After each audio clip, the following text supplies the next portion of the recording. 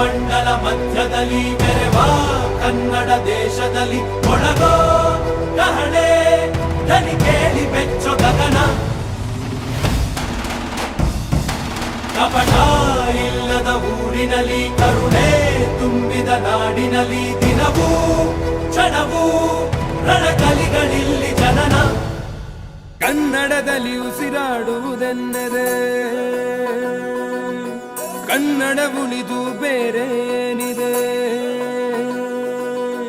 ತಿರುಗೋ ಭೂಮಿಗೆ ಗೊತ್ತು ಕನ್ನಡಕ್ಕಿರುವ ಗತ್ತು. ಕ್ರಾಂತಿಗೆ ತಿಲಕವನಿಟ್ಟ ನಾಡು ನನ್ನದು.